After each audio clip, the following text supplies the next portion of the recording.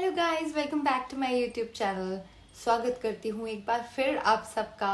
और आज मैं आप लोगों से बात करने वाली हूँ मेरे कुछ बुक्स कलेक्शंस के बारे में। और basically for me every book is like a window to a new world. So इन्हीं किताबों ने मुझे लाइफ जीने के एक नए प्रोस्पेक्टिव दिए और एक हैप्पी और सैडनेस के बीच में आपको हैप्पीनेस कैसे चूज करने की हिम्मत देती हैं, वो भी आप देखेंगे। In this collection, there are stories of love, pain, adventure, and self-discovery. Seriously, each book carries the piece of my heart. Hope you will find something here that will respond to your soul also. तो guys, मेरे पास collection काफ़ी सारा है और काफ़ी books मैंने अभी store की है मेरे दूसरे घर में। यहाँ पर मेरे पास जो कुछ कलेक्शंस है जो मैं लेकर आई थी अपने हेल्प के लिए, जो मैं पढ़ रही थी, तो वो मैं कुछ आपसे शेयर करूँगी। और इन्हें लिए काफ़ी टाइम हो चुका है, ये बुक्स काफ़ी टाइम पहले ली गई थी तो मैंने ख़त्म कर दी ऑलरेडी। मैं इनके डिस्क्रिप्शंस और इन्हें इसमें थोड़ी बहुत अगर हेल्पफुल स्टोरी है जिससे रिलेटेड है मैं वो आपको बताऊंगी। सो गाइस, ये पहली बुक है जिसका नाम है 8 रूल ऑफ लव बाय जय शेट्टी। देख सकते हैं how to find it, keep it and let it go. तो बेसिकली लाइफ में बहुत सारी चीज़ें आती हैं, स्पेशली काफ़ी लोग लव से भी रिलेट कर सकते हैं।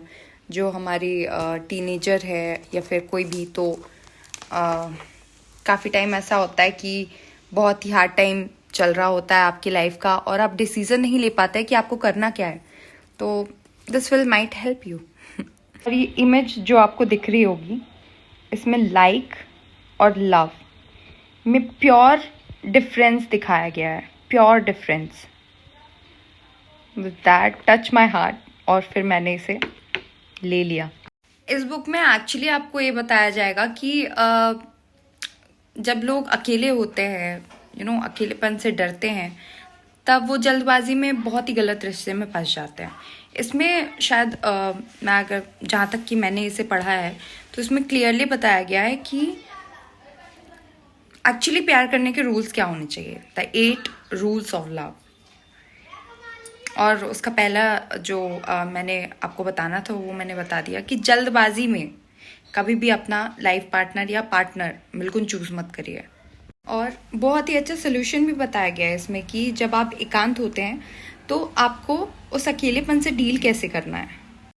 Guys, the second book is the magic of thinking big.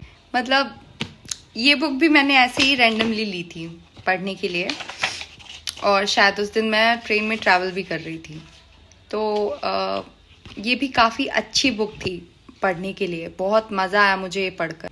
ये बुक मैंने 2021 में ली थी, तो अब पता नहीं अभी इसके इतने सोल्ड दिखा रहे हैं, वो पहले उस टाइम पे कितने, अब कितने हो गए होंगे, आई डोंट नो, बट काफ़ी इंटरेस्टिंग बुक थी ये भी। ये बुक भी बहुत ज़्यादा इंस्पायरिंग है। मुझे याद है जब मैंने इसको लिया था तब I was literally earning so much less. I was doing job but not getting paid so much. तो मेरा सिर्फ इतना ही माइंडसेट था उस टाइम कि मुझे सिंपली अपना खर्चा चलाना है, दैट्स इट। उसके बाद मैं उसके अब नहीं सोचती थी कि मेरा रेंट पेड हो जाए, खाने के लिए हो जाना चाहिए और थोड़ा बहुत मैं सेविंग कर लूँ, दैट्स इट, इतना ही। और बहुत उसमें भी बहुत कम सेविंग। अब मैं उसको डायरेक्टली बता नहीं सकती हूँ कितना कितना, बट मेरी तो आदत है हमेशा जब भी मैं कहीं जाती हूँ तो बुक सेक्शन में ज़रूर जाती हूँ। तो मैंने वहाँ पर ये बुक देखी, ये मेरी एक नई अच्छी बुक जो मेरी लाइफ की बहुत अमेजिंग बुक थी। तो इसमें मैंने पढ़ा कि हमेशा बड़ा सोचना चाहिए, ठीक है। अगर आप छोटा सोचते हैं तो आपकी सक्सेस भी सीमित होगी, छोटी होगी। आप जितना बड़ा सोच सकते हैं, आप जितनी छोटी शुरुआत कर सकते हैं उस बड़े तक पहुंचने के लिए, वो आपके लिए बहुत बड़ी अचीवमेंट होगी और आपको खुशी मिलेगी। और ये दुनिया बहुत बड़ी है, आप जितना अर्न कर सकते हैं, आप जितना चाहते हैं उतना आप ले सकते हैं, दोनों हाथों से समेट के, लेकिन सही तरीके से। तो मेहनत करनी है, और मेहनत भी ऐसी मेहनत नहीं, मेहनत तो काफ़ी लोग करते हैं, लेकिन मेहनत भी ऐसी होनी चाहिए कि स्मार्ट वर्क। जब हम कुछ बड़ा सोचते हैं करने के लिए तो हमारे पास बहुत सारे टास्क आते हैं लाइफ में कि इसके लिए क्या क्या लर्निंग ज़रूरी है, किन किन लर्निंग्स को पार करके हम उस फेज तक पहुंच सकते हैं। तो ये सिर्फ बड़ा सोचने की बात नहीं है कि आप बस ख्याली पुलाव में हैं, नहीं। एक्चुअली आपको उस सोच तक पहुंचने के बाद आपको उसको अचीव कैसे करना है, तो वो एक पूरी प्रोसेस शायद इस बुक में आपको बहुत इजीली मिल जाएगी। और सिर्फ बुक से काम नहीं चलेगा, आपको खुद की मेहनत भी करनी पड़ेगी, तब जाके आप कहीं ना कहीं पहुंचते हैं। तो दैट वाज इट। मेरी एक और ये जो मैं आपको दिखाने वाली हूँ, इट्स अ माइंडसेट।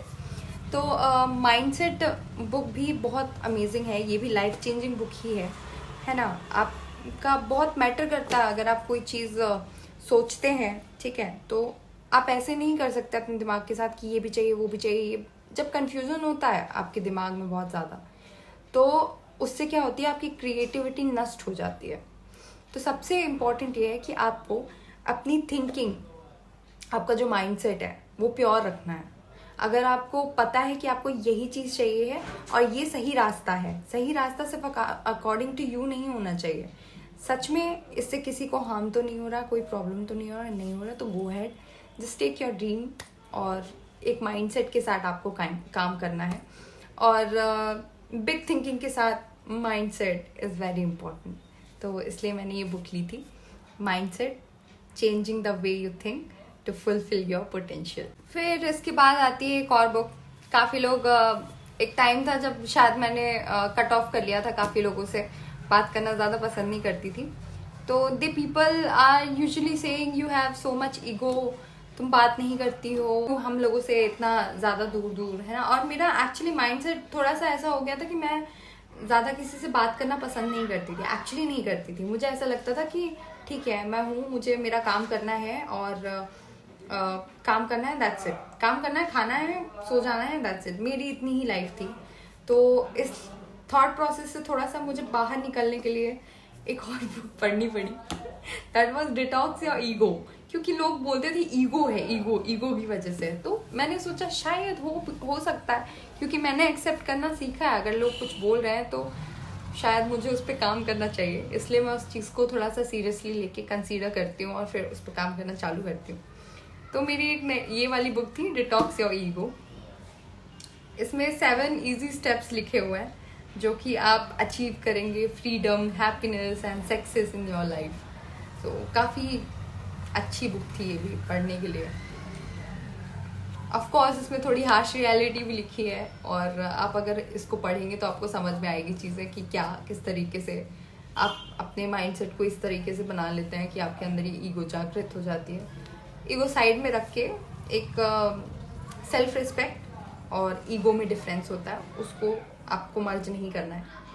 आपको सेल्फ रिस्पेक्ट अपनी जगह रखनी है और आपको ईगो अपनी जगह रखनी है। अब ईगो क्या होती है आप ये बुक पढ़ के समझ सकते हैं और इसको डिटॉक्स कर सकते हैं। फिर एक और बुक आती है, the psychology of money. YouTube वगैरह में देखा, और ये भी काफ़ी अच्छी बुक है अगर मैं बोलूँ तो। मॉर्गन हेसल ने इसको लिखा। इसमें एक्चुअली मनी की क्या साइकोलॉजी है, timeless lesson of wealth, grid and happiness. इस बुक के थ्रू आप ये लग्जरी ले सकते हैं, काफ़ी अच्छी बुक है। मैं आपको शॉर्ट में, क्योंकि लंबा वीडियो नहीं करना चाहती, क्योंकि आप लोग मुझे जानते नहीं हैं और पता नहीं अभी मैं कब थोड़ा सा फेमस होंगी, तब जाके थोड़ा सा कॉन्फिडेंस लेवल ओवर होगा और मैं जाके थोड़ा सा आप लोगों की लाइफ का भी थोड़ा सा एक पार्ट बन जाऊंगी। मैं गई थी वृंदावन में। मुझे ये जो 2 बुक्स हैं, तो वो मुझे रास्ते में चल रहे महंत जी ने दी थी, उनसे मैंने ऑफकोर्स परचेस की थी। श्री हरिनाम महामंत्र बहुत अच्छी लगती है मुझे। ये प्रेम स्तुति है, ये भी बहुत अच्छी बुक थी। इसके साथ काफ़ी सारी छोटी छोटी बुक्स आई थी जो आपको डायरेक्ट क्वेश्चन से रूबरू कराती है आपकी लाइफ की, कि आप क्यों इस धरती पे जन्मे हैं, या फिर आपका सिद्धांत क्या है ना। तो उससे रिलेटेड चीज़ें उस छोटी छोटी बुक्स में उन्होंने कान्हा जी के थॉट्स के रूप में आपको बताई है। वो भी बहुत ही अच्छी बुक थी। तो अभी मैं सिर्फ ये प्रेम स्तुति ही लेकर आ पाई थी, तो मेरे पास सिर्फ यही है, बाकी बुक्स तो मेरे घर पे रखी हुई है। तो so next is the rudest book ever. I don't know why I wanted to be that much angry, but मुझे लगता है कि मैं कुछ ज़्यादा ही हंसती रहती थी उस टाइम और मुझे थोड़ा सीरियस होने की ज़रूरत थी, तो मुझे लगा ये एंग्री बुक क्या है, तो इसलिए मैंने फिर ये लेना अच्छा था। अच्छी बुक थी, मुझे मज़ा आया ये पढ़ने में। इसे लिखा है श्वेता गंगवार ने, काफ़ी अच्छी बुक है ये भी, मैंने इसे भी पढ़ा है। फिर मैंने ली थी द फर्स्ट 90 डेज। बुक को समझाने का डायरेक्टली यही पर्पस था कि proven strategies for getting up to speed faster and smarter, this teach you that. Actually इसमें 90 डेज हैं और आपको 90 डेज के अकॉर्डिंग आपको बताया जाएगा कि किस तरीके से आपको फास्ट अप होना है अपनी स्ट्रैटेजी को लेके, तो that was also very good book. वैसे बुक्स हम सिलेक्ट करते हैं अपने सिचुएशन के हिसाब से, तो जो भी सिचुएशन होती है हम उससे रिलेटेड बुक्स खरीदते हैं। तो डेफिनेटली आप मुझे अपने बुक्स ज़रूर भेजिए, अपने थॉट्स भेजिए ताकि मैं उससे लिंक अप कर सकूं। ठीक है guys, thank you for listening me. आज के लिए बस इतना ही। बहुत मज़ा आया आज आपको मेरा कलेक्शन दिखाकर, और किसी दिन मैं इस बुक की पूरी समरी के साथ लौटूंगी। और भी कुछ बुक्स हैं जिसको मैं ऐड करूंगी और देखते हैं क्या कर सकते हैं उसमें, क्योंकि एक पर्टिकुलर बुक को डायरेक्ट पूरा बताना एक ही वीडियो में जस्ट नॉट पॉसिबल। तो मैं अलग अलग बुक्स के लिए अलग अलग जो भी उसके डेफिनेशंस है वो लेकर आऊँगी और हम उसके बारे में बात करेंगे। टिल देन आप मुझे कमेंट पे ज़रूर बताइएगा कि आपका फेवरेट राइटर कौन है, और फिर मैं भी उसको रीड करूँगी कि भाई लेनी चाहिए इनकी बुक, तो ऑफ कोर्स मैं पढ़ूंगी उसको भी। मेरे चैनल पे आपको मेरी जीमेल आईडी मिल जाएगी, आप मुझे वहाँ मेल भी कर सकते हैं। Thank you so much. Please like, subscribe, comment my channel. Till then, bye.